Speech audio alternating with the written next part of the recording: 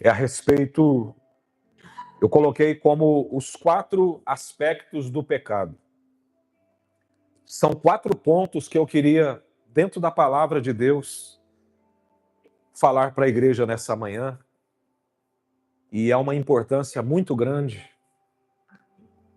depois de um mover desse que nós tivemos aqui do Espírito Santo, agora nós virarmos os nossos olhos para a palavra do Senhor. Amém? Glória a Deus. Aqui é igual o pastor Luiz Hermínio falou uma vez, né? É água e fogo. Diz que um bom churrasco tem que ter uma brasa forte, mas tem que ter água também, né? Para dar uma controlada ali, para o churrasco sair bom. É só o pastor Luiz para falar um negócio desse. Né? Nós já tivemos o fogo, agora nós temos a água, que é a palavra. Amém? Glória a Deus. A palavra do Senhor, na verdade, ela é tudo. Ela é alimento, ela é tudo. Só mais um detalhe muito importante, ainda antes de entrar aqui na ministração, da pregação. Tem pessoas que às vezes elas pensam a respeito da igreja do Senhor, elas avaliam a igreja através de uma visão natural e carnal. O que eu quero dizer com isso? Qual igreja, se você já teve essa dúvida, assim como eu também já tive, qual igreja é a igreja verdadeira de Jesus? Qual sinal maior que poderia destacar para mim a igreja verdadeira de Jesus? A Bíblia Sagrada, lá em Atos, no capítulo 2, ela mostra o dia em que a igreja ela é inaugurada. Então ali nós temos o primeiro ponto, aonde é o fator mais necessário e mais importante para que uma igreja ela faça parte da igreja do Senhor Jesus. Para que um grupo de pessoas que se diz igreja faça parte do movimento que Jesus estabeleceu na terra, a coisa mais importante é o fogo do Espírito Santo. É o batismo do Espírito Santo e com fogo.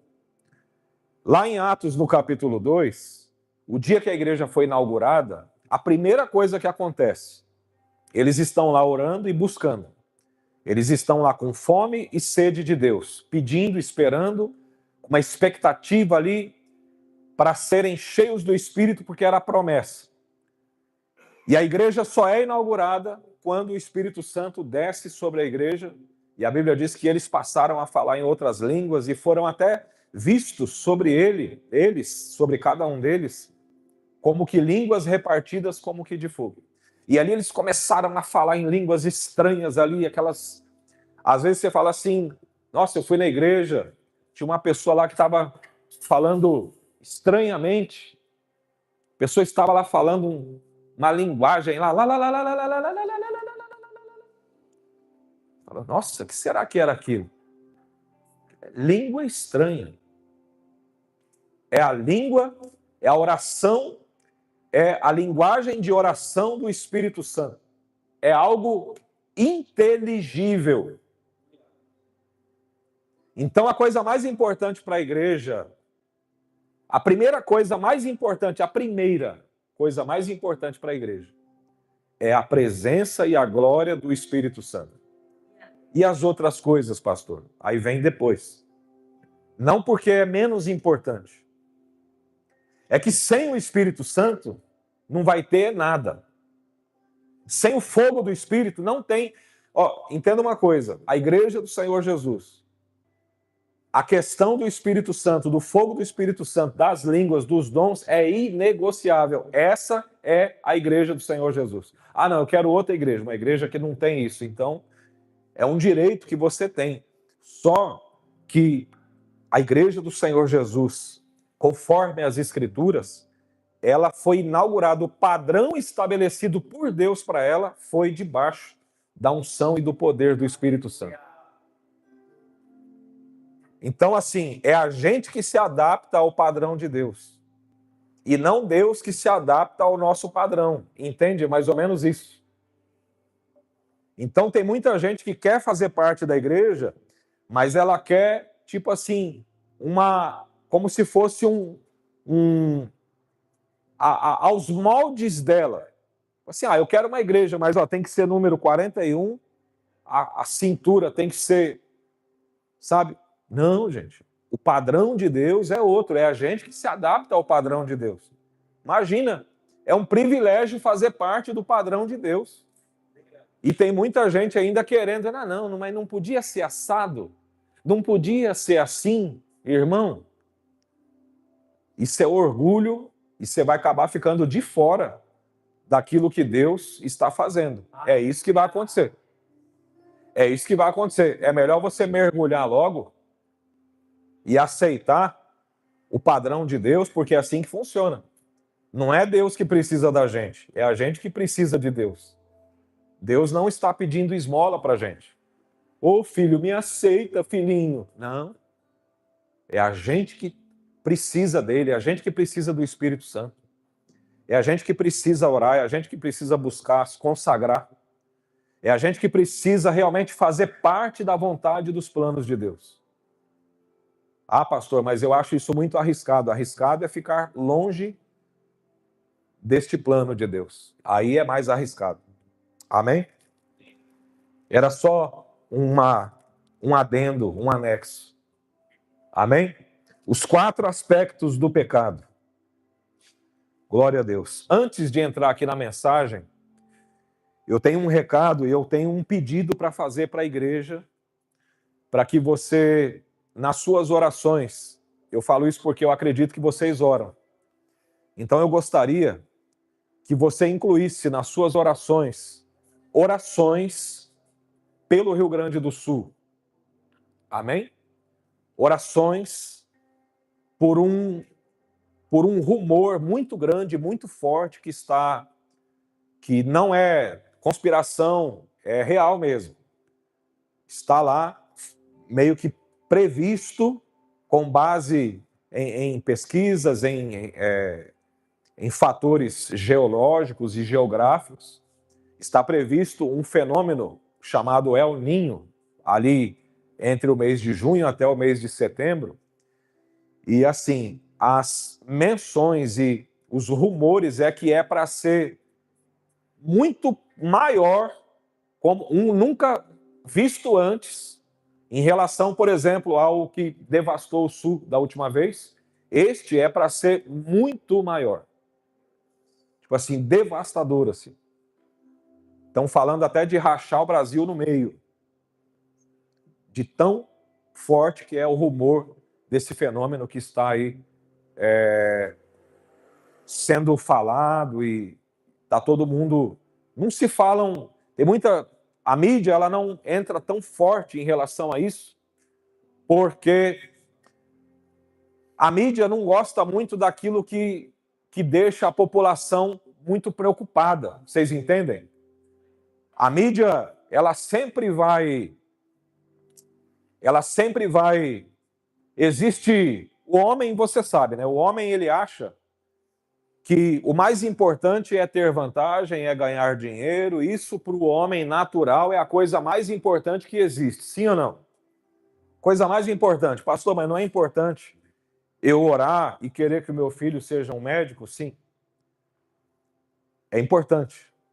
Mas mais importante do que o diploma de medicina, mais importante do que o diploma de advogado, mais importante do que uma pessoa que desejava ser mãe e agora vai ser mãe, ou que desejava ser pai e agora é pai, mais importante do que isso é a eternidade.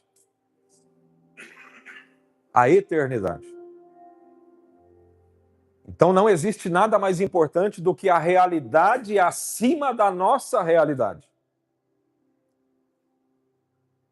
Nós temos uma realidade, certo?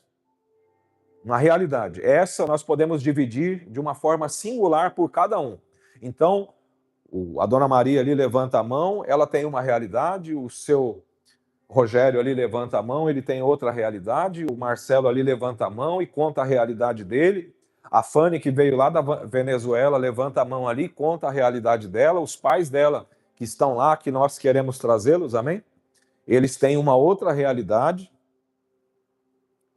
Mas, na verdade, existe uma realidade que está acima da nossa.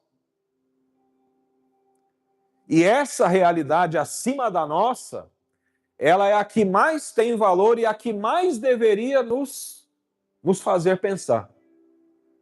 Porque esta realidade acima da nossa, ela não só é uma realidade, como ela é uma verdade. A nossa realidade nem sempre é uma verdade. Mas a realidade de Deus, ela além de ser uma realidade, ela também é uma verdade. É mais ou menos assim. Você está com uma realidade, mas ela não é a verdade. A verdade de Deus, ela pode transformar a sua realidade. Amém? Agora, a realidade de Deus e a verdade de Deus são imutáveis. É para lá que nós devemos olhar. Ali é a comida que não perece. É o lugar que nós precisamos chegar lá. Nós devemos discernir os tempos. Jesus exortou severamente um homem chamado Nicodemos, porque eles não discerniam os sinais dos tempos.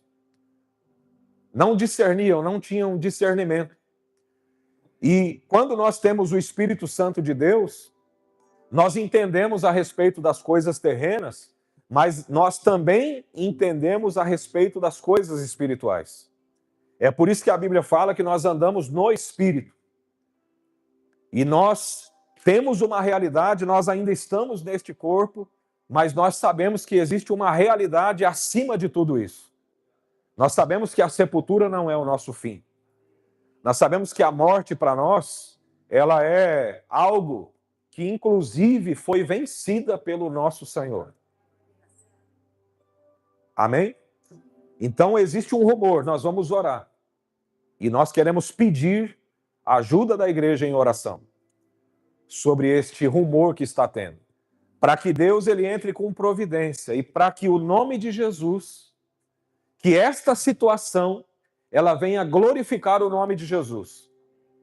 E se para que o nome de Jesus seja glorificado, Deus tiver que confundir a ciência, então que Deus ele não permita que este fenômeno aconteça.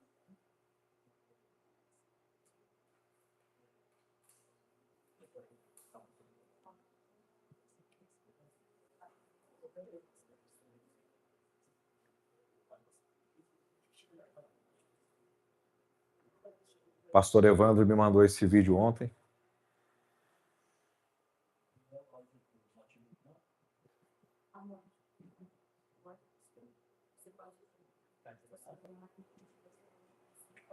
É verdade. É verdade. Verdade. Eu ia ter essa ideia, irmão.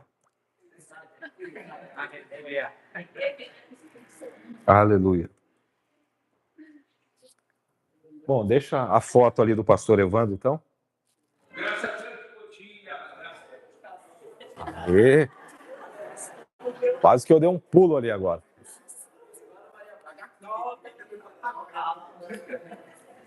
Acertaram, agora vamos lá, né? E aí, deu certo?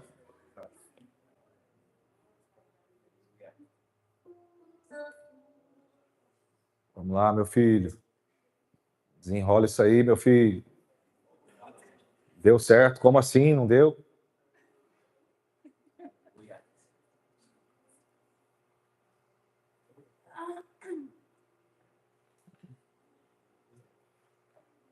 Vamos lá.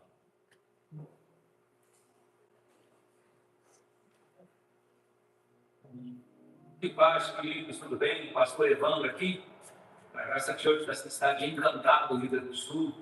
Eu vim através desse vídeo pedir aos amados irmãos a atenção dele e também principalmente as intercessões e orações sobre o nosso estado, Rio Grande do Sul, e também, de preferência, o nosso vale do Rio Taquari aqui, do Vale Taquari aqui do Rio Grande do Sul. Pessoal, o que acontece? Não sei se alguns irmãos estão acompanhando as notícias sobre o suposto El Niño, que é um evento de grau elevadíssimo que leva cheias, enchentes, ciclones, etc. em nosso estado.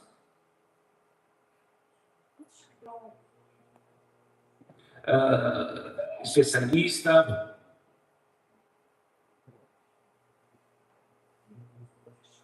no meio de catástrofes naturais.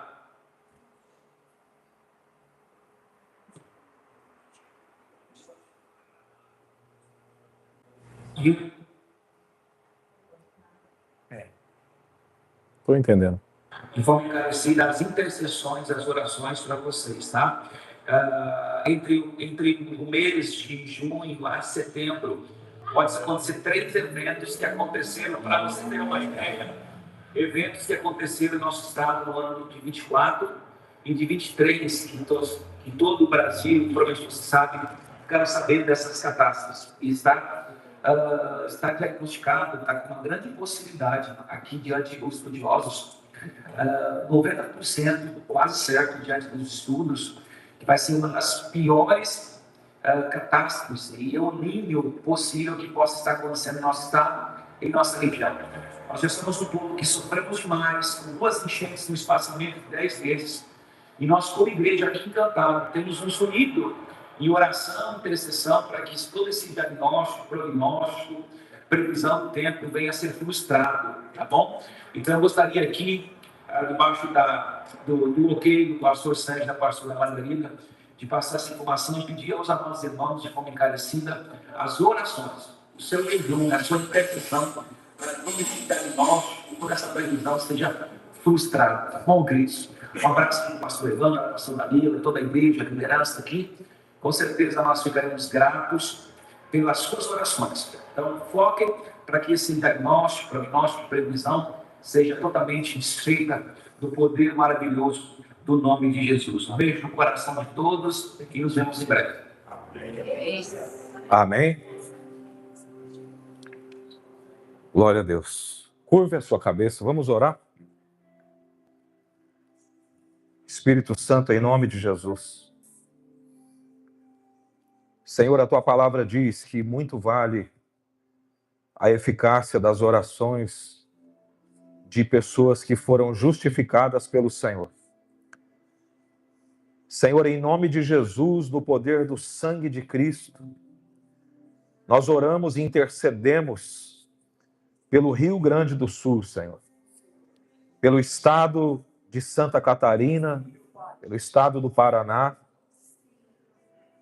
Senhor, nós oramos para que essas situações que estão sendo faladas, esses rumores, e nós sabemos que o Senhor conhece todas as coisas, mas a nossa oração é, Senhor, poupa o teu povo, Senhor. Tem misericórdia da tua igreja e desta geração, para que eles conheçam o Senhor, para que eles não se percam sem antes conhecer a verdade, o Evangelho e a sua palavra, Senhor. Entra com providência, Senhor. Move o que tiver que mover, Pai. Nós sabemos que o Senhor ouve a nossa oração. A tua palavra diz que os seus ouvidos estão abertos e as suas mãos estão estendidas, Senhor. A tua palavra diz que se o seu povo que chama pelo teu nome te buscar, se humilhar e orar e se converter dos seus maus caminhos, a tua palavra diz que o Senhor ouviria do céu a oração que se fizer em comunidade, em igreja, como eclésia do Senhor. Então ouve agora a nossa súplica em favor, Pai, do Rio Grande do Sul e do sul do Brasil, Senhor. Senhor, nós oramos para que o Senhor intervenha. Nós oramos para que de uma forma sobrenatural, Pai, o Senhor não permita que isto seja simplesmente, Senhor, algo que vai acontecer de uma forma destrutiva, sem que o nome de Jesus, sem que a igreja do Senhor cumpra o propósito dela no meio de tudo isso. Nós oramos, Pai. Oramos na autoridade do nome de Jesus, para que os ventos se acalmem, para que o mar se acalme, para que estes problemas, Senhor, que têm ocorrido na temperatura, Senhor, no desequilíbrio da natureza, Senhor. Nós oramos em nome de Jesus porque nós queremos que antes que tudo isso aconteça, Senhor, sobre tudo isso o seu nome, a sua vontade seja feita. Nós queremos que o Senhor venha nos dar uma grande colheita de almas, Pai. Nós queremos que o Senhor venha estabelecer a sua vontade conforme diz a sua palavra, através, Senhor, deste tempo em que nós estamos vivendo, Senhor. Senhor, nós te pedimos encarecidamente. Nós te pedimos como filhos, como servos, como amigos do Senhor. Entra com providência, Senhor. Move o que tiver que mover, Senhor. Confunde a sabedoria humana e glorifica mais uma vez o nome do teu Filho Jesus, Pai. Move, Senhor. Move o sobrenatural. Envia anjos dos 4 cantos, dos 4 ventos. Envia o teu poder, Senhor. E em nome de Jesus, Pai, guarda a tua igreja. Guarda o teu povo, Senhor. Dá força para a tua igreja. Senhor, revista, Senhor, a tua igreja. Senhor, que eles tenham dentro deles, Pai, ainda cada vez mais, de uma forma ainda mais intensa, Senhor, a convicção, a força, a paz e a alegria do Senhor na vida de cada um deles, meu Deus. E que a igreja do Senhor continue sendo resposta ali no sul do Brasil. Que a igreja do Senhor continue avançando, continue derrubando os principados que atuam naquele lugar, Senhor. Que toda a bruxaria que tem imperado naquele lugar, que caia por terra. Que em nome de Jesus, que todo príncipe das trevas que tem atuado e tem imperado naquele lugar, Senhor, que caia por terra e que o nome do Senhor seja glorificado. Que os demônios soltem as almas e que o nome de Jesus seja glorificado, Pai.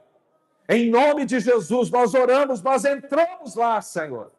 Nós acessamos essa dimensão do reino espiritual em favor do Rio Grande do Sul. Em nome de Jesus, Pai. E toda a igreja diga graças a Deus. Amém. Você vai continuar intercedendo?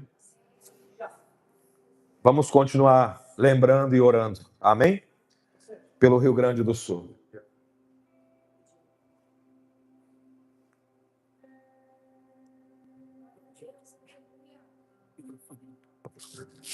Peço licença hoje na igreja, pastor Sérgio, para fazer algo que o Espírito Santo está queimando no meu coração há 3 semanas.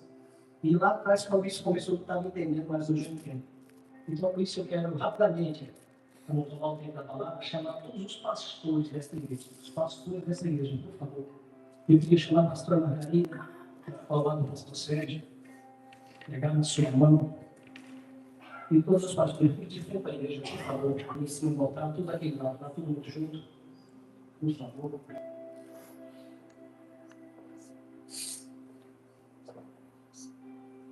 O Espírito Santo falou no meu coração, não é sobre correr no meio da igreja, é sobre obedecer. E há 3 semanas ele queimou no meu coração, não é sobre o copo, é sobre a honra. Muitas vezes nós honramos os pastores, os pregadores que vêm de fora.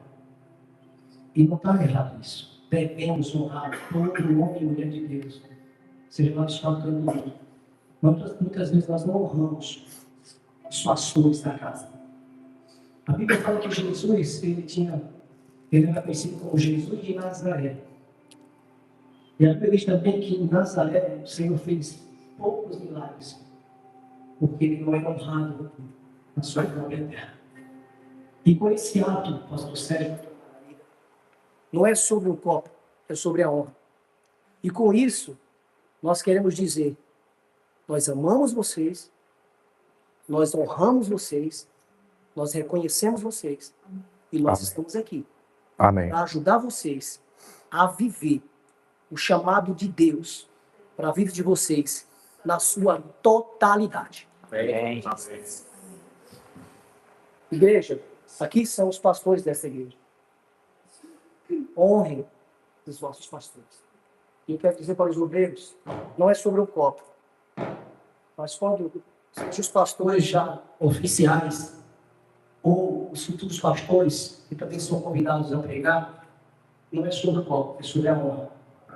Que seja pelo menos o mesmo que nós oferecemos para os pastores de fora. Não é sobre status. Deus já conhece o coração de vocês. Não fiquem constrangidos naquilo e por aquilo que Deus vai fazer na vida de vocês. E se ficarem constrangidos, não tem problema, porque Deus ele nos constrange. Mas recebam e vivam tudo aquilo que Deus tem para a vida de vocês. Amém. E nós estamos juntos para ajudar vocês a viver o chamado. Glória a Deus. De Deus na vida de vocês. Amém. Vamos ficar de pé, vamos orar. Amém. Glória a Deus. Senhor, nós te louvamos, nós te honramos, Obrigado. nós te glorificamos e nós queremos viver no teu Obrigado, nome que o Senhor nos anunciado. Obrigado, E o Senhor Espírito. já nos trouxe esse nome, mas a nossa mente Obrigado, muitas vezes Espírito. tende a querer ficar lá atrás no passado. Obrigado, Espírito. Não é sobre nós, é sobre o Senhor, é sobre o teu reino. Não é sobre vaidade, Jesus, obrigado. não é sobre o copo, Senhor, tem não é sobre o correr, é sobre o obedecer, Senhor, tem é sobre honrar, aprendendo os profetas de casa, é sobre fazer a tua vontade, é sobre avançar segundo a tua vontade e debaixo da tua vontade. Nós abençoamos a vida dos nossos pastores, Senhor. E nós dizemos sim ao teu chamado de ser suporte, de ser apoio, para hospitá-los em ti, eles viverem o seu chamado, o seu chamado por completo, na sua totalidade, em nome de Jesus e para a glória do santo nome de Jesus. Amém. Obrigado, querido.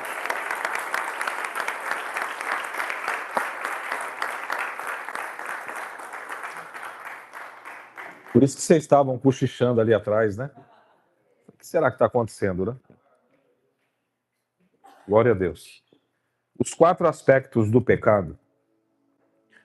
Nós vamos falar sobre a realidade, a atração, a morte e a segunda morte. São os 4 aspectos do pecado que nós listamos aqui, entendendo a importância e o impacto que isso pode gerar através dessa realidade. Aproveitando o primeiro aspecto, ele é a realidade do pecado. Quando eu falo a realidade do pecado, é entendendo que o pecado é algo real. Ele existe. A ideia que nós queremos trazer para a sua consciência, quando falamos da realidade do pecado, não é para assustar alguém.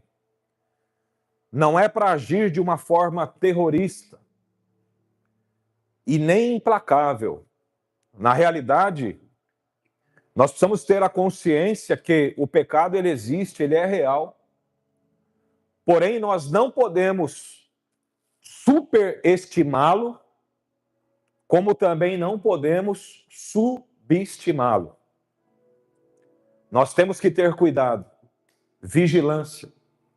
Um dos conselhos do Senhor Jesus para o apóstolo Pedro e para os demais apóstolos foi: vigiai e orai, para que não entreis em tentação. Quando a palavra de Deus ela fala sobre tentação, isso é algo tão importante porque isso traz diretamente uma relação ao cuidado que nós devemos ter com o tal pecado. É uma realidade tão grande, assim como nós estamos aqui, assim como nós somos reais, assim como tudo que está diante de nós é real, o pecado nós não vemos, mas ele é real. Para você ter uma ideia, uma palavra da parte do Espírito Santo para a igreja de Tessalônica, ela trata esta realidade de uma forma tão real e tão necessária que o apóstolo Paulo ele diz assim, ele fala para a igreja: vocês têm que se desviar da aparência do mal. Este mal que Paulo está falando ali é a aparência daquilo que talvez eu nem sei se é pecado ou não. O pecado, ele é um lugar, geralmente ele é sutil. Ele não é visível, porque o diabo não quer que a gente o veja. Assim como o diabo é invisível, o pecado também a princípio é. Então, a Bíblia fala que quando nós olhamos e nós temos a percepção de que há um perigo, nós não devemos nem ir adiante. Nós devemos nos desviar da aparência do mal.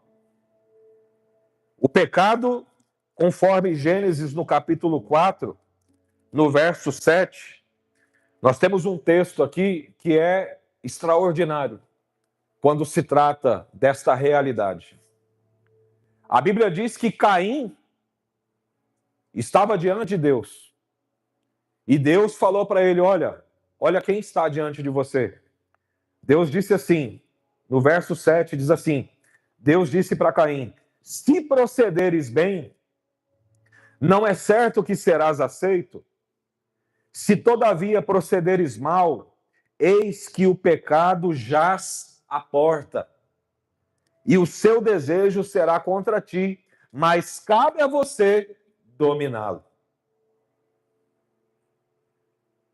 Nós precisamos saber que o pecado sempre estará pronto para nos pegar. É como se fosse um leão caçando a presa.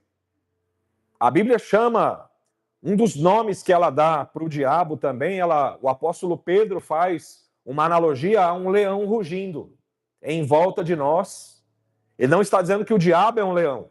Ele está dizendo que ele fica em volta, rugindo como um leão, querendo nos devorar. Então, aqui Deus está falando que o pecado ele jaz à porta.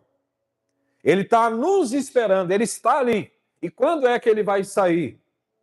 Enquanto nós estivermos aqui, nessa vida, nunca. Ele sempre estará pronto para nos destruir, para nos matar. O pecado tem uma única função: matar. A Bíblia diz que cabe a nós dominá-lo. Quando Adão e Eva pecaram no Éden, a Bíblia diz que eles perderam a autoridade, inclusive sobre o pecado.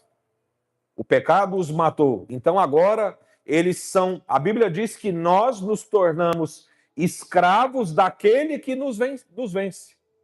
Você pode ver que uma das leis da guerra no passado, se você assistir filmes épicos, se você assistir vários filmes que tratam das histórias, filmes épicos que tratam ali da Grécia Antiga, das guerras, enfim, os legendários e outros filmes aí afora, você vai ver que qual que era uma lei que existia no passado?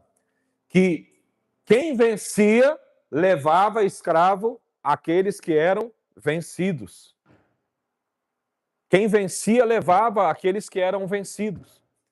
Então, reis eram levados escravos, cativos, soldados eram levados cativos, mulheres, crianças, animais, tudo era levado como um prêmio da guerra, quando aquele povo era vencido. Esta lei, ela se aplica também quando o homem pecou. Uma vez que o homem perdeu a luta contra o pecado, agora ele se tornou o quê? Escravo do pecado. É como se o pecado agora fosse uma espécie de senhor para o homem pecador, aquela pessoa que perdeu a guerra para o pecado. Ele agora é um escravo. É uma pessoa sem autoridade. É uma pessoa que, ainda que ele não queira, ele vai pecar, porque agora o pecado entrou de uma forma, entrou numa esfera de governo na vida daquela pessoa. O pecado passou a governar a vida do homem. O pecado, ele é uma realidade tão grande depois da queda e mesmo depois da redenção, da cruz, depois da obra de Cristo, ele continua ainda sendo uma realidade. O pecado, a Bíblia diz que Jesus venceu o pecado, mas o pecado continua à porta. Não é porque Jesus remiu os nossos pecados, não é porque ele derramou sangue, e através do sangue de Jesus, nós temos a redenção, que agora nós podemos continuar vivendo no pecado. Quando nós, mesmo depois da obra de Cristo, continuamos vivendo no pecado, nós estamos desfazendo da obra de Cristo na cruz. Ou seja, a obra de Cristo, ela só é eficaz para aquelas pessoas que agora vão tomar posse da autoridade para viver contra o pecado, para se opor, e não mais para se entregar ao pecado. Alguém que ainda continua se entregando ao pecado é uma pessoa que continua sendo escrava do pecado. E é uma pessoa que ainda a obra de Cristo não está valendo para ela.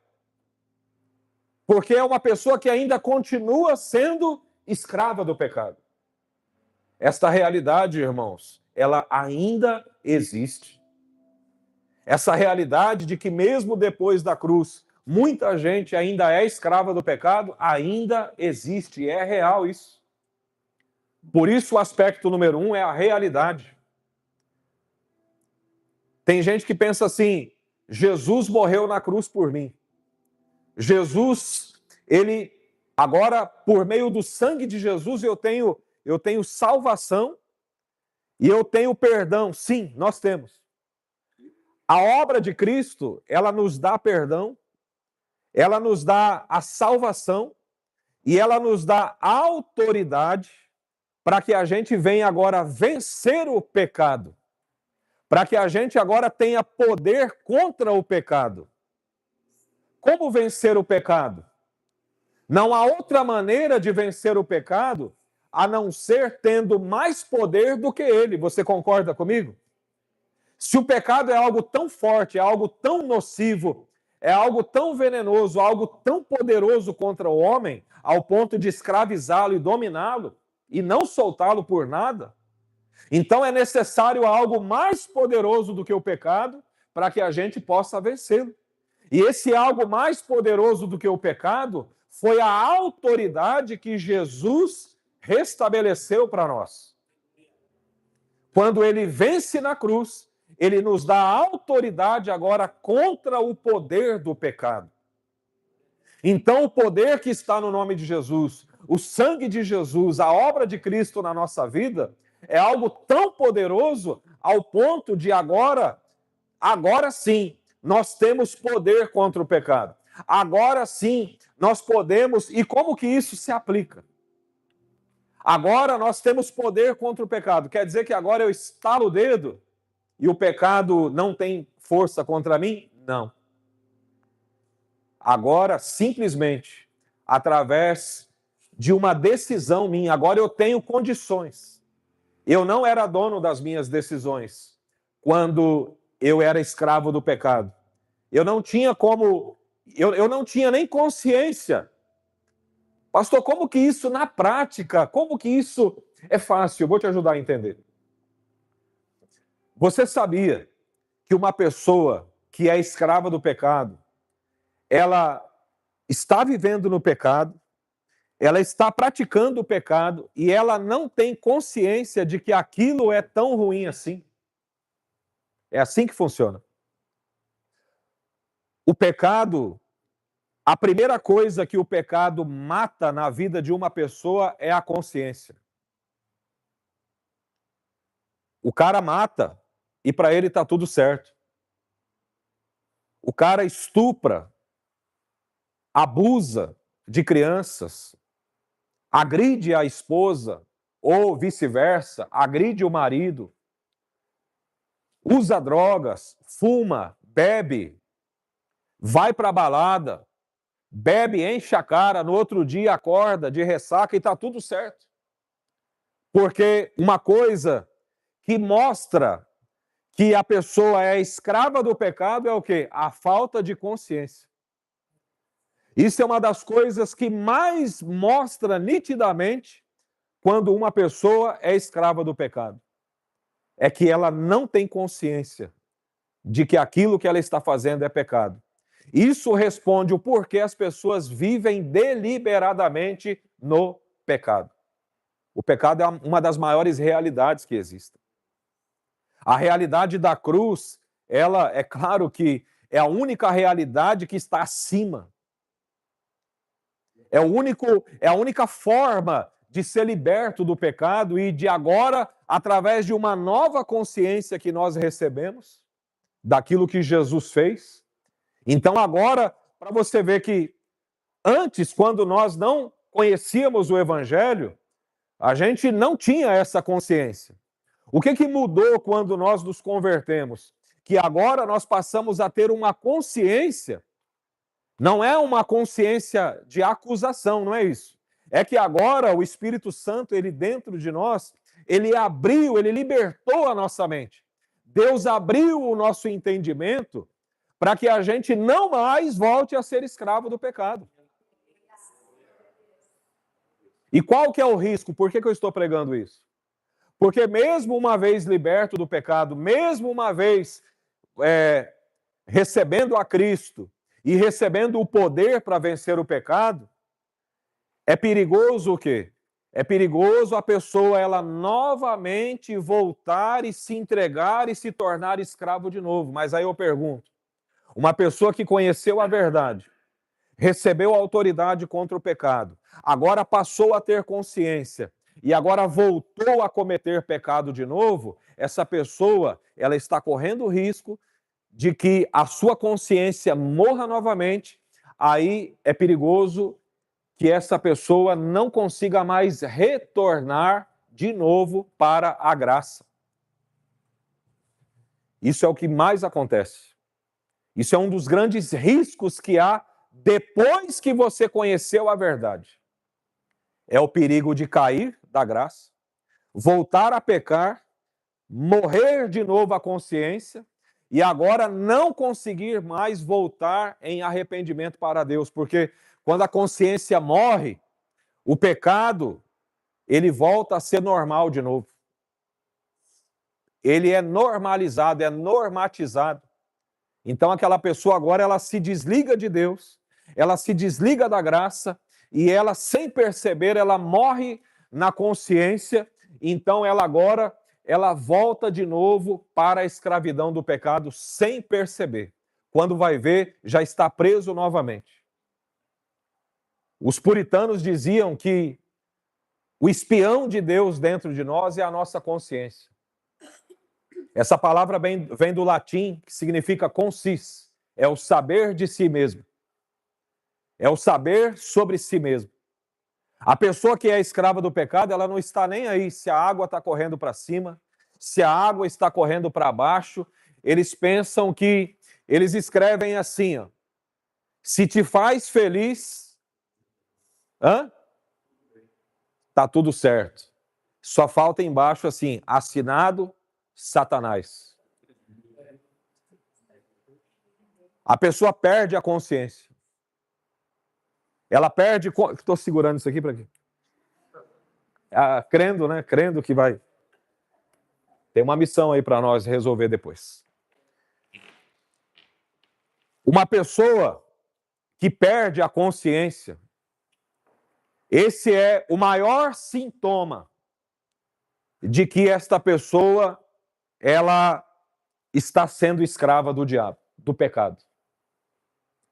Tipo assim, a pessoa, ela, a princípio, olha para você ver como que funciona. Eu sei porque a gente está no mesmo barco, nós caminhamos com Jesus, e essa realidade, ela não é aí para você, ela é para nós, ela é para mim, inclusive. No passado eu pecava e estava tudo certo, não estava nem aí, dormia igual um burro, levantava igual um jumento e estava tudo certo. Estou falando de mim. Amém? Estava tudo certo. Quando a graça de Jesus, quando eu ouvi a palavra de Deus que eu entrei em desespero. Foi gerado no meu coração uma tristeza, e agora eu comecei a ver o meu pecado. Isso é a obra que Deus faz em nós. Isso é o processo de arrependimento, de conversão, é assim. Você começa a ver o seu pecado, você reconhece a sua culpa diante de Deus. E agora você se converte, você se arrepende, e agora você fala, Senhor, tem misericórdia de mim, agora eu passarei a viver uma nova vida, a buscar a sua presença, a me encher do Espírito Santo e vigiar para não cair mais na vida passada e para não voltar a ser mais escravo. Mas o pecado sempre estará lá. O que mudou foi o quê? A consciência que nós tínhamos, ou que nós não tínhamos. O pecado sempre esteve lá. Você se converteu, agora você tem nojo do pecado. Mas o pecado ainda está lá. Esse nojo que você sente pelo pecado, isso não é nada mais e nada menos do que a obra do Espírito Santo em você te santificando. E agora você tem a consciência, você tem uma consciência que o ímpio não tem. O cara está cortando o outro em pedaços lá, batendo, matando, e para ele, porque ele é completamente escravo do pecado.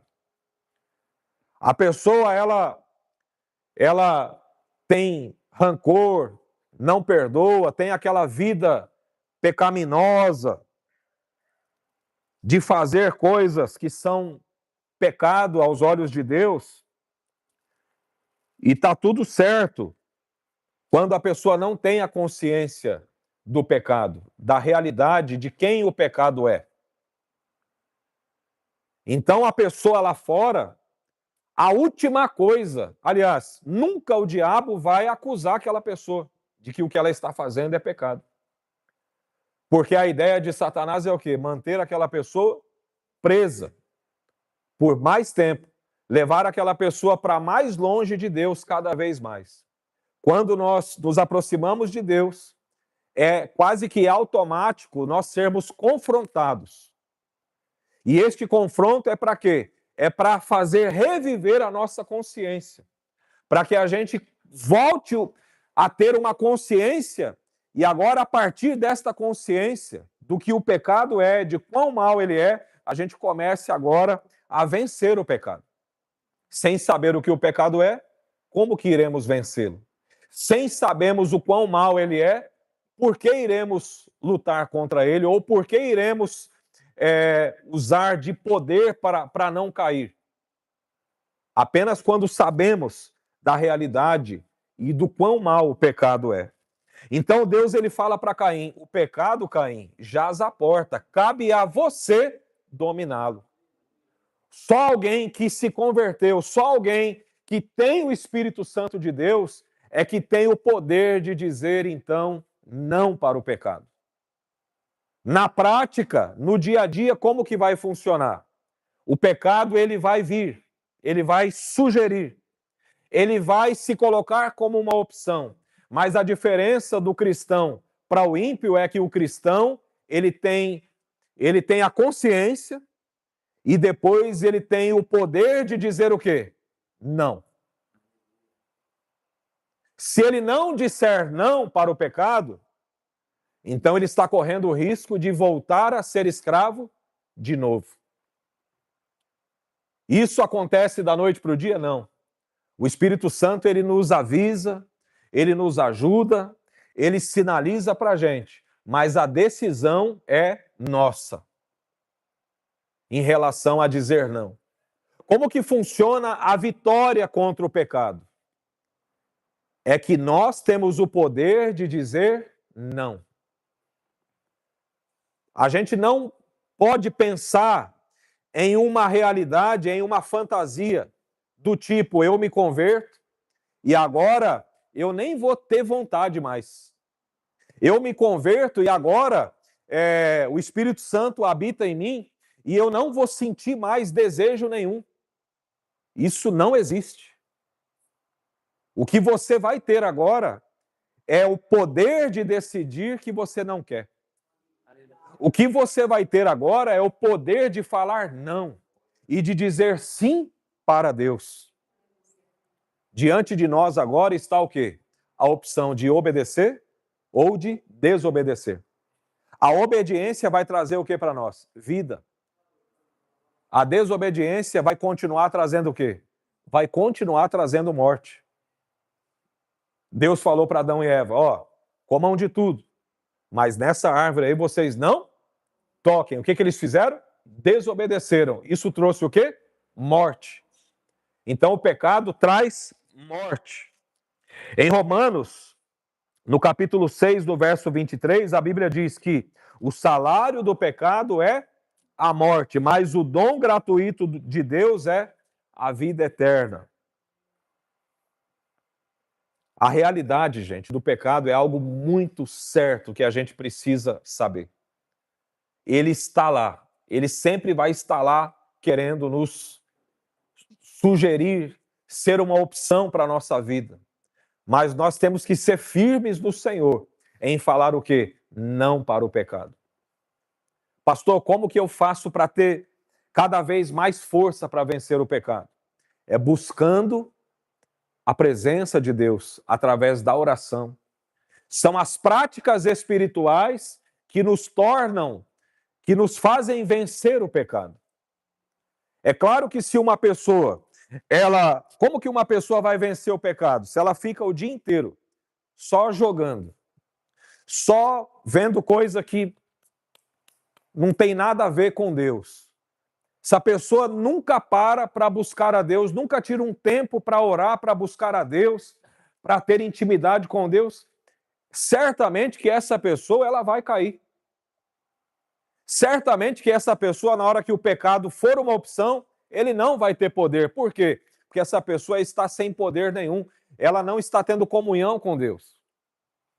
É mais ou menos assim, a pessoa fica a semana inteira fazendo um monte de coisa errada, xingando, falando palavrão, brigando com o marido, brigando com a esposa, só fica nas redes sociais. Não estou falando que é errado, irmão, você entrar na rede social. O que eu estou falando é a pessoa que já se tornou escravo, né? Que não consegue nem um minuto. Não tem mães que não têm mais tempo para educar os filhos porque já ficaram viciadas também. Então, quando isso aí dominou a vida da pessoa, então essa pessoa está presa. Para você ver que uma pessoa, ela vai ficando presa por várias coisas. E ela vai ficando cada vez mais longe de quê? De comunhão com Deus, de práticas espirituais, de alimentar o seu espírito, de buscar a Deus. Aí a pessoa fica fazendo tudo aquilo que é errado durante a semana inteira. A pessoa fica longe de Deus a semana inteira e chega no culto domingo e quer ser cheio do Espírito Santo. E quer sentir a presença de Deus. Isso não vai acontecer. Porque Deus não nos chamou para ser crentes de domingo. Deus nos chamou para ter uma vida cristã. O cristianismo é o quê? É uma vida cristã. É ser crente no domingo, na segunda, na terça, na quarta, na quinta. É ser crente no trabalho. É ser crente em qualquer lugar, em qualquer hora, em qualquer momento. Dormindo, acordado, na igreja. E é claro que quando uma pessoa ela tem uma vida com Deus, quando uma pessoa ela decidiu realmente ser um cristão verdadeiro, ter uma vida de oração, buscar o Senhor, ter temor, obedecer a palavra de Deus, é claro que essa pessoa terá poder para vencer o diabo, para vencer o pecado, para vencer todas as coisas que vão se opor e se colocarem diante de nós. A questão é que é uma realidade, irmãos. Ninguém de nós está isento desta realidade. E a parte funcional é que nós temos que alimentar o nosso espírito, nós temos que fortalecer a nossa fé através da palavra, através da oração, para que nós tenhamos poder para dizer não para o pecado. Por isso que Deus está falando para Caim. Se procederes mal, o pecado vai te dominar. Mas se você proceder bem, você será aceito por mim. Caim estava irado porque Abel foi aceito e ele não. Só que Deus esquadrinhou o coração de Abel e estava tudo certo, o dele não. Ele achou que tratando Deus de qualquer maneira estava tudo certo. Aconteceu que depois ele ficou revoltado com Deus. Primeiro se revoltou com o irmão dele, ficou irado, ficou de cara feia até com Deus. Deus falou: por que descai o seu semblante? Se você tivesse feito bem, você não seria aceito? Agora o pecado está à porta. Se você não dominar, você será engolido por ele. Se nós não dominarmos o pecado, nós seremos engolidos por ele. Se nós não dissermos não para o pecado, ele passará por cima de nós com um rolo compressor. Ele destrói. Se você não disser não lá na sua escola que você estuda, as práticas que a maioria das pessoas tem, porque elas estão dominadas pelo pecado. Elas não têm consciência nenhuma, vão te oferecer cigarro, bebida, música para você ouvir, vão te convidar para fazer o que eles fazem. Mas a Bíblia diz que nós, que fomos salvos, nós agora temos poder contra o pecado. E nós não mais somos escravos do pecado. Você precisa saber que o pecado, ele mata. Repita assim: o pecado mata. O segundo aspecto do pecado é a atração.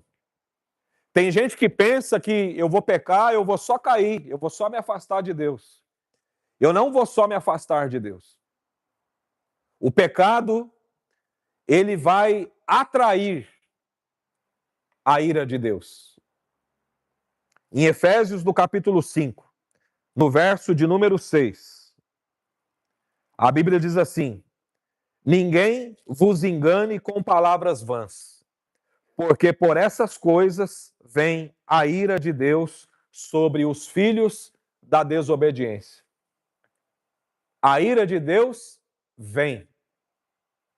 Deus falou para Jonas ir até Nínive e avisar que se eles não se arrependessem, em 40 dias, se eles não se arrependessem, Deus iria destruir tudo.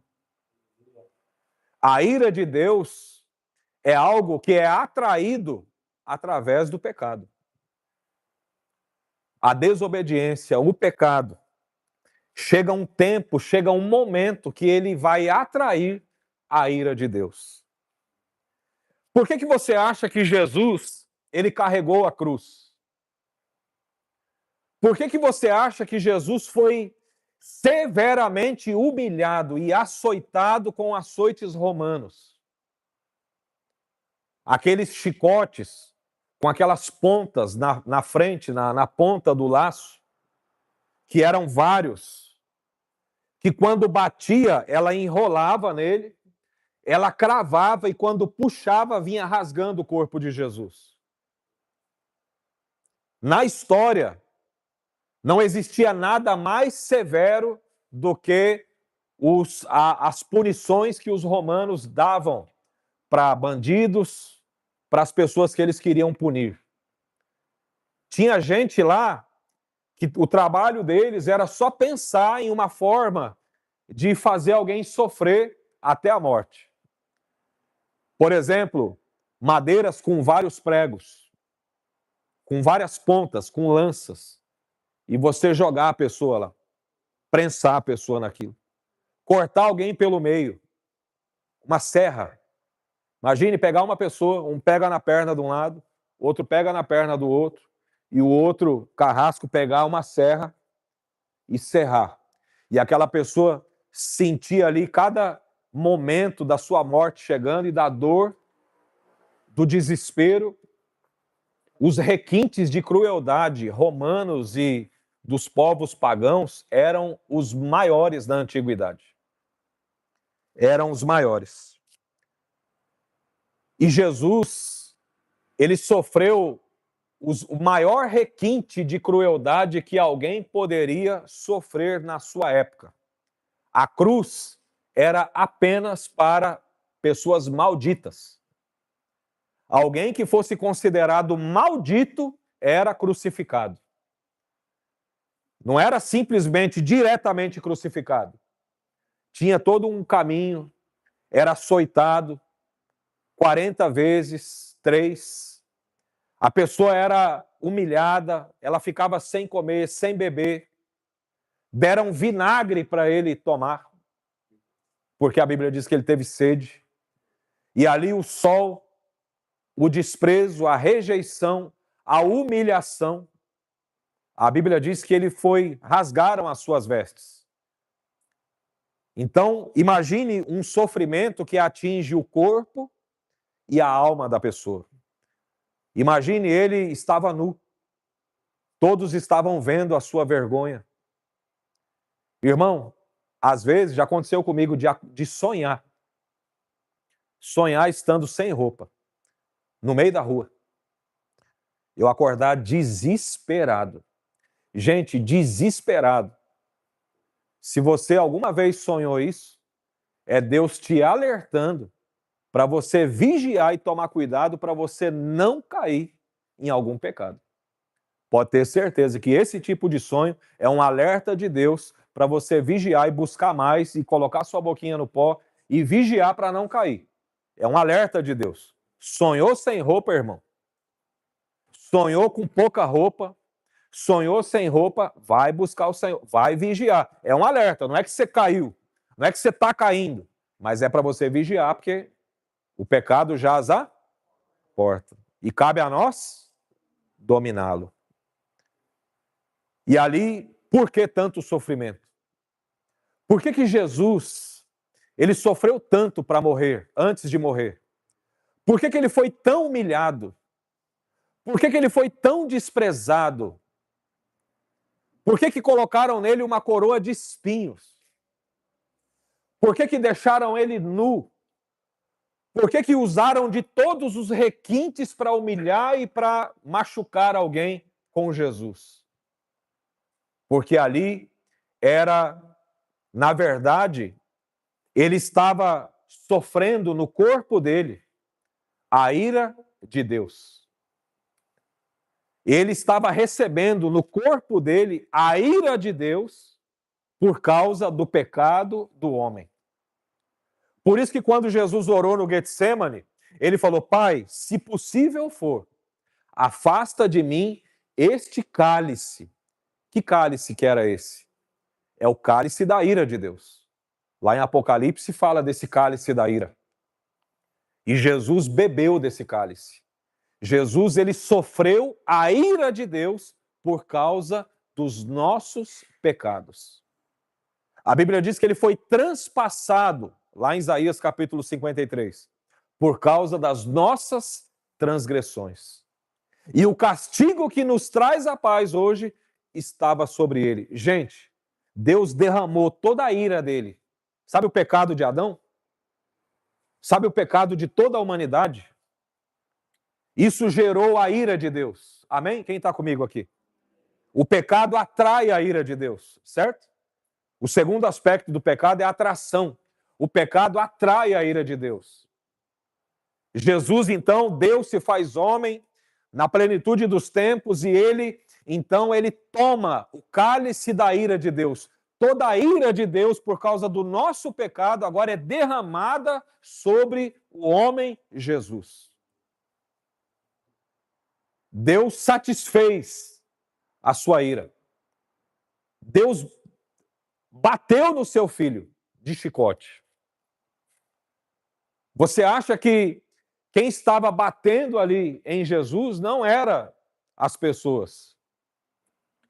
Quem gritava na boca das pessoas, crucifica-o, não eram simplesmente as pessoas que gritavam, era o Espírito Santo na boca das pessoas gritando, crucifica-o.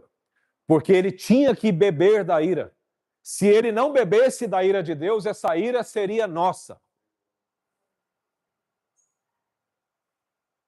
Quem está comigo aqui? A ira que Jesus recebeu, o sofrimento que ele recebeu, a ira de Deus que foi derramada sobre Jesus, era para ser nossa.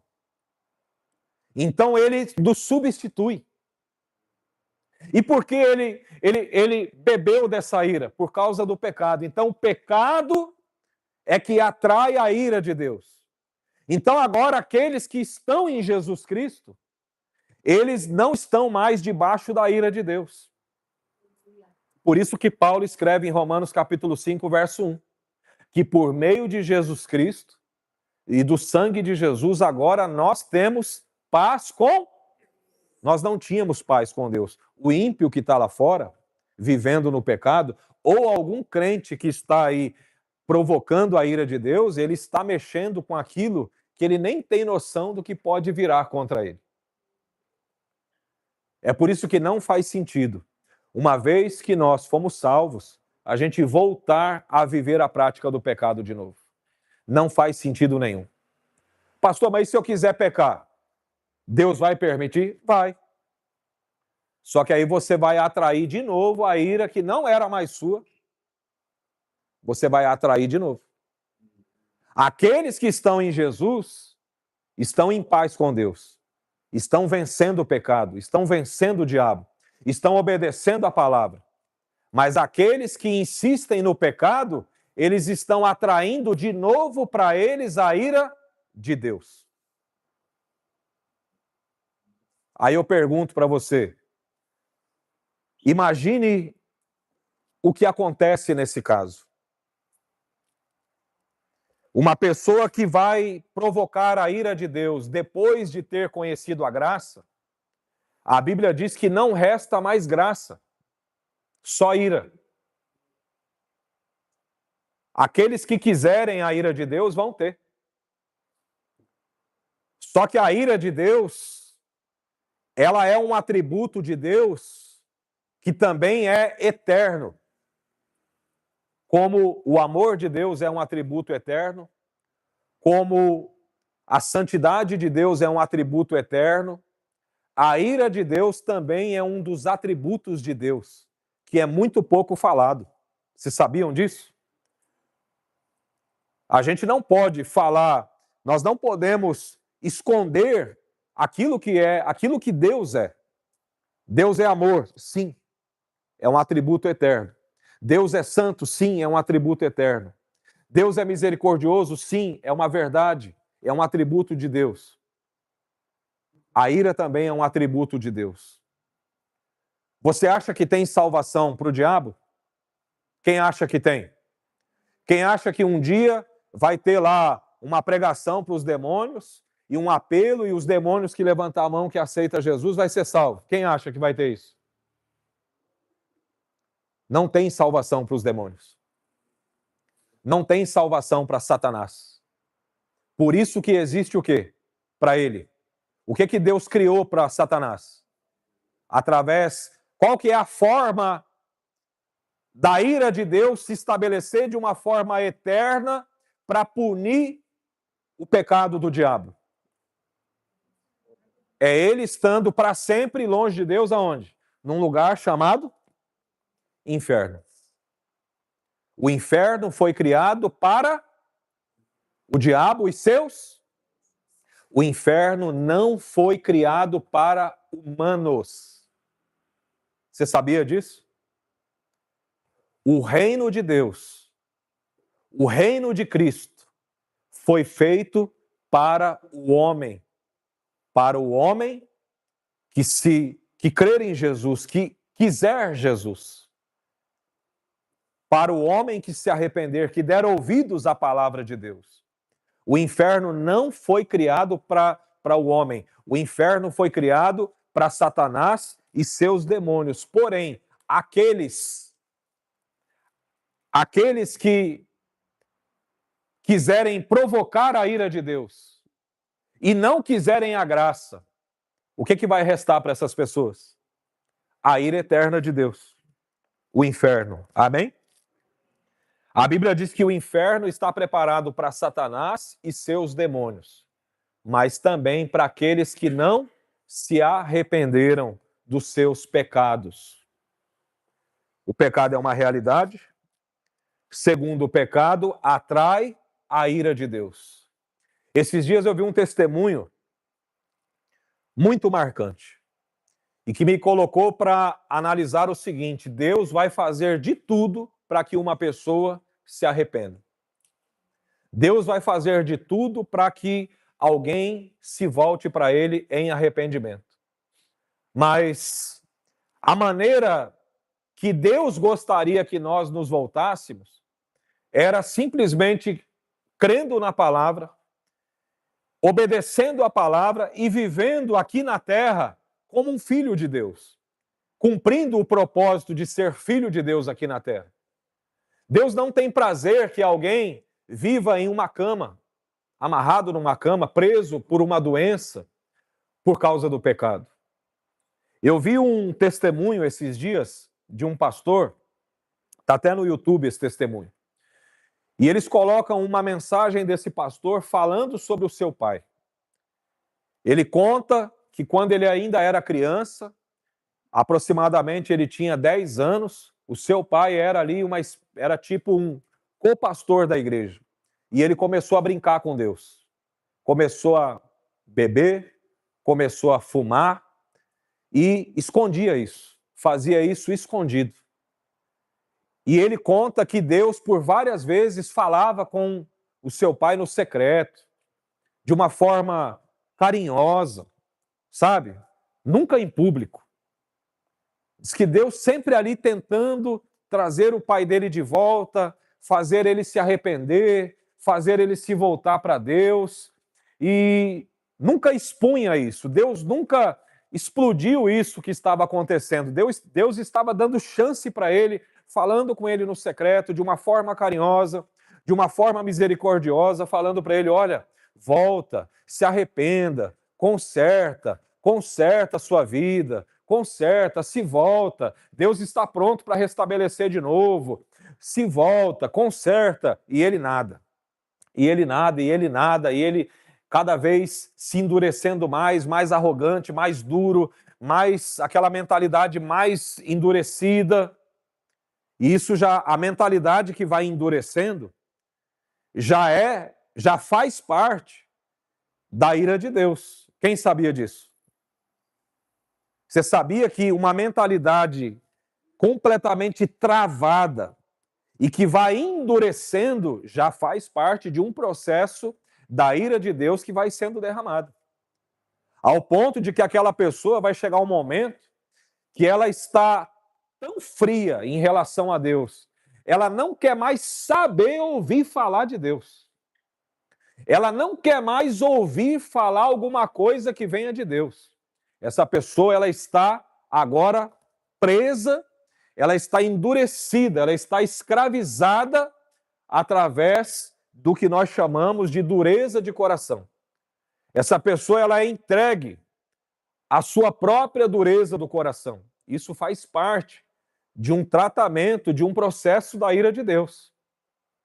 À medida que alguém vai desprezando a verdade, vai desprezando o conselho, vai desprezando o conserto, o coração vai endurecendo, até chegar uma hora que essa pessoa não consegue mais. Nem que queira, não consegue mais.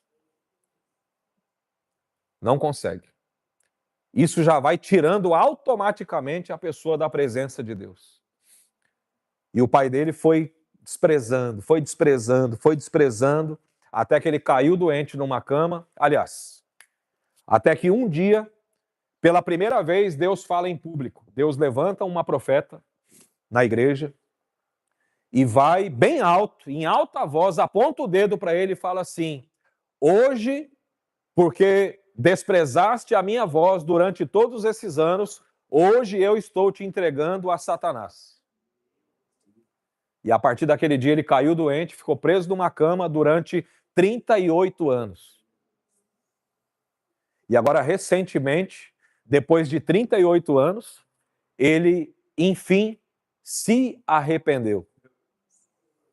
Aí o pastor postou um vídeo dele dando a ceia do Senhor para o pai dele na cama do hospital. Mas ele já não enxerga mais, não anda mais, fala com bastante dificuldade. Teve um final feliz essa história. Mas precisava disso, eu pergunto? Precisava passar 38 anos preso numa cama, usando fralda, cego, doente.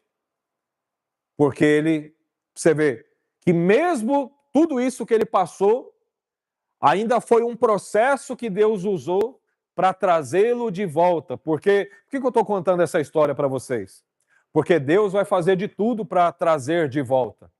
Só que, será que é bom e será que é da vontade de Deus alguém ficar 38 anos numa cama, doente? O pastor contou que ele xingava Deus, blasfemava, não queria saber. Até que chegou um momento que ele se rendeu. Mas não precisava ter acontecido isso. Não precisava, irmãos. Porque o pecado atraiu isso para a vida dele. O pecado não atraiu a ira eterna de Deus para a vida dele. Mas o pecado atraiu a ira de Deus para a vida dele. Foi uma ira que o ajudou a se arrepender. Mas foi um aspecto da ira de Deus. Existem 5 aspectos da ira de Deus. Existe a ira cataclísmica de Deus. Você já ouviu falar disso? Fenômenos da natureza podem ser a ira de Deus vindo sobre um lugar. É por isso que a gente tem que ter consciência de que a ira de Deus é um atributo de Deus usado. Quando você vê lá em Apocalipse a ira de Deus sendo derramada, os cálices da ira, as taças da ira, né? Quando você vê as trombetas, você vê que o mundo está sendo tratado debaixo de ira de Deus, de sofrimento. A linguagem de Deus na grande tribulação vai ser sofrimento para o mundo. Não vai ser apelo de amor, apelo de entrega sua vida para Jesus. Vai ser através do sofrimento. A ira de Deus vai ser derramada ali na grande tribulação. Para quê? Para que os homens ainda se arrependam, se humilhem e se voltem para Deus. E a Bíblia diz que lá no final, quando você lê o livro de Apocalipse, que você vê lá no final, quando Satanás e seus demônios e aqueles que não se arrependeram serão lançados no lago de fogo e enxofre, foi depois de tanta tentativa de Deus de fazer o homem o quê? Abandonar o seu pecado. Percebe que o destaque nessa manhã é mostrar a realidade do pecado, o quanto isso custa, o quanto isso é mal e que ninguém precisa viver isso mais. Ninguém precisa mais ser escravo do pecado, Jesus já te libertou. Pastor, pastor, é que você não entende, pastor. É que me oferecem, então, para mim também. Pastor, mas você não sabe, pastor, o cara, né? O cara fala, pastor, é que eu estava lá e a menina veio. Então, mas a menina vem. Escuta, entenda bem o que eu vou explicar aqui para vocês. Essa história da menina vem, as mulheres, os homens, tanto faz um lado como o outro, isso vale para mim, para minha esposa, para todo mundo aqui. Nós somos tentados o tempo todo mundo é tentado. Todos nós somos tentados. Só que cabe o quê? Cabe a nós. O que nos diferencia do ímpio? É que nós falamos não para o pecado. Não é que nós não somos tentados. Nós somos tentados no mesmo gênero e grau, ou até mais, talvez. A questão é que nós falamos não. Nós falamos assim, Satanás, pecado, bebida, farra, adultério, prostituição. Não, eu não te pertenço mais. Eu já pertenci, hoje não mais. Nós falamos não. A diferença de nós, cristãos, que fomos salvos por Jesus, que conhecemos a palavra, que recebemos o sangue de Jesus na nossa vida, nós agora temos o poder para dizer não. Agora o ímpio não tem essa opção. Ele simplesmente, ele é escravo do pecado. Porque ele é escravo. Até o dia que ele for liberto do pecado, ele será escravo do pecado. Agora tem muita gente que foi salva, recebeu a autoridade, sabe o quanto o pecado é maligno e mal, e ainda continua brincando com o pecado. Então, a mensagem de hoje a respeito do pecado é para que você desperte em relação a esse conhecimento. E para que você, se você estava brincando com o pecado, a partir de hoje você comece a dizer não e pare imediatamente de brincar com o pecado. Porque o pecado tem um outro aspecto, que é ele atrai a ira e atrai a morte espiritual. A primeira morte que acontece é a morte da consciência. É a primeira morte que acontece. Romanos, um texto já lido, né? Porque o salário do pecado é a morte, mas o dom gratuito de Deus é a vida eterna em Cristo Jesus, nosso Senhor. Em Gênesis capítulo 2, verso 17, mas a árvore do conhecimento do bem e do mal não comerás, porque no dia em que dela comeres, certamente morrerás. A morte, ela está completamente ligada ao ato pecaminoso. O pecado atrai a morte. O quarto aspecto da morte, o quarto aspecto do pecado, este é o último estágio do pecado. O pecado atrai a segunda morte. O pecado mata a consciência, o pecado atrai a morte, a primeira morte. Todos nós provavelmente passaremos pela primeira morte. Mas o pecado, ele tem um adendo para quem ficou preso nele. O pecado ainda traz consigo uma segunda punição além da morte, que é a segunda morte. Gente, como que isso é possível? É possível. A Bíblia, ela não fala que a morte para nós, a primeira morte é um problema. A primeira morte para nós, ela era um problema. Antes de conhecermos Jesus, a morte para nós era um terror, era horrível. Deus me livre, que medo da morte. Quando nós conhecemos Jesus, nós fomos salvos, nós agora temos convicção da vida eterna e a morte para nós não é mais um problema.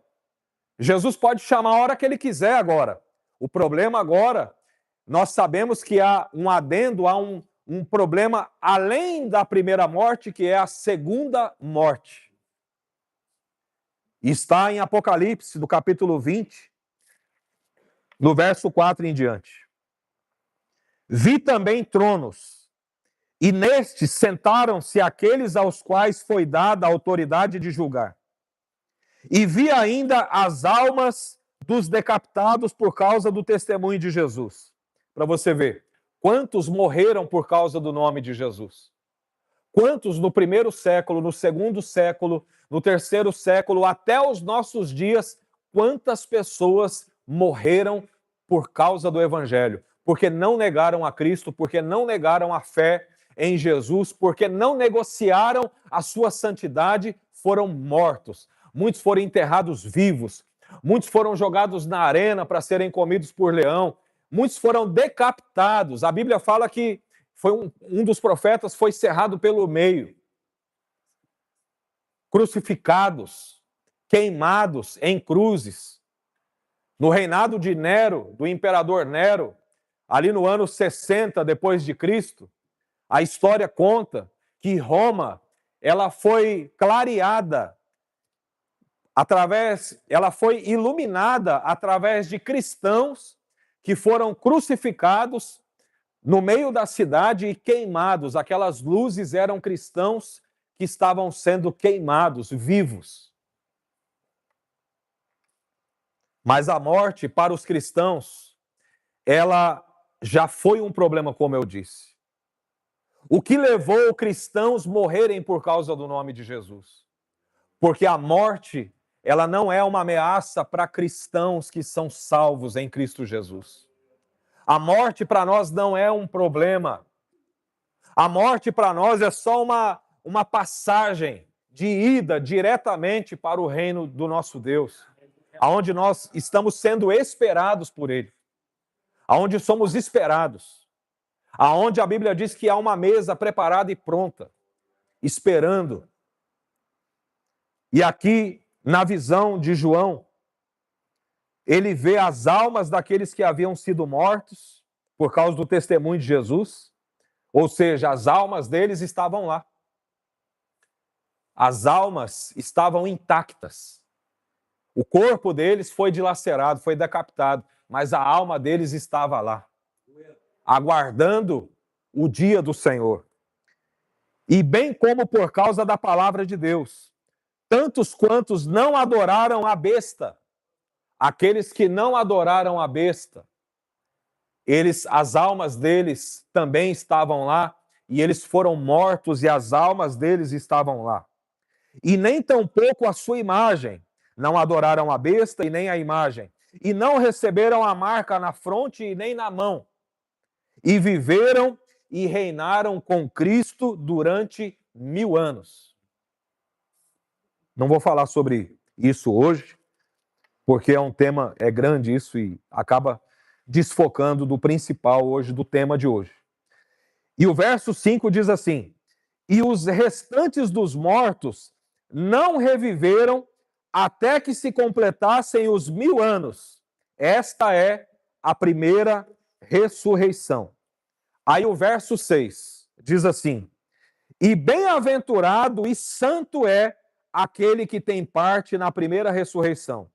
Sobre eles, a segunda morte não tem autoridade. Pelo contrário, serão sacerdotes de Deus e de Cristo e reinarão com ele os 1000 anos. Bem-aventurado são aqueles que fizerem parte da primeira ressurreição. Só para você entender essa parte, isso eu quero falar. A primeira ressurreição é a primeira chamada. Só que essa primeira chamada, que é a primeira ressurreição, ela acontecerá quando a trombeta for tocada, no dia do arrebatamento da igreja. O que vai acontecer quando a trombeta for tocada pelo arcanjo? Aqueles que morreram salvos em Cristo, já morreram há milhares de anos, há centenas de anos, que morreram, que estão, já nem, não existe nem matéria mais. Os ossos já viraram pó, já se perderam no meio da terra. A Bíblia diz que aqueles que morreram primeiro, que morreram em Cristo, eles ressuscitarão. E a Bíblia diz que aqueles que estiverem vivos serão transformados. Esse corpo, ele será revestido por um novo corpo, como aqueles que estiverem vivos, eles não passaram pela primeira morte, eles serão transformados diretamente e junto com aqueles que ressuscitaram, se encontrarão com Jesus nos ares. E todos esses salvos em Cristo reinarão com Cristo por 1000 anos aqui na terra. E aqueles que morreram sem salvação, eles não ressuscitam na primeira ressurreição. Eles vão ressuscitar no final do milênio, quando o trono branco se estabelecer, que é o que nós chamamos de juízo final. Aí todos que morreram, todos. Sabe aquelas pessoas que se trancaram o coração até o último momento, não aceitaram Jesus de jeito nenhum, foram arrogantes, blasfemaram e morreram sem Cristo? Aqueles que não se dobraram, eles ressuscitarão. Só que agora, para a condenação eterna. Sabe o inferno, que é a ira eterna de Deus para Satanás e seus demônios? Agora servirá também para aqueles que vão fazer parte, que eles vão morrer pela segunda vez. A segunda morte, ela é exatamente o quê? Alguém que já morreu, só que morreu sem Cristo. Está morto, já está lá no Hades, né? no Sheol, a alma. A alma dos que morreram em Cristo está no paraíso. Então a alma daquela pessoa agora voltará de novo em um corpo diante de Deus. E agora, quando essas pessoas forem condenadas ao inferno, isso é o que a Bíblia chama de segunda morte. Ou seja, a primeira morte não era o problema. O problema maior é a segunda morte. E a Bíblia diz que bem-aventurado são aqueles que não têm parte na segunda morte. A primeira não tem problema. A Bíblia diz que Jesus venceu ela. Ele veio, ele venceu o pecado, ele venceu a morte, ele venceu a tentação, ele venceu Satanás, e ele venceu para que nós, através do Espírito Santo, através do nome de Jesus, do poder de Cristo, nós venhamos vencer também. Aleluia! Glória a Deus! O pecado é uma realidade. O pecado atrai a ira de Deus. O pecado mata. E o pecado, ele também leva para a segunda morte. São 4 aspectos. Existem outros, mas a gente ia ficar aqui 4, 5, 6, 7, 10, 12 horas falando.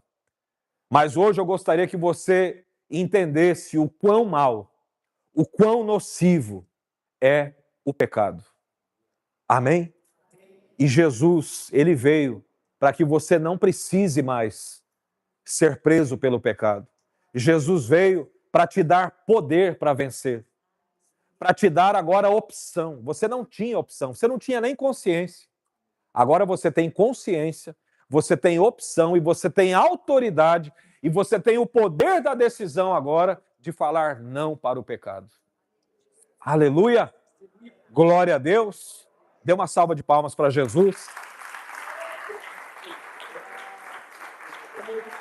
Aleluia!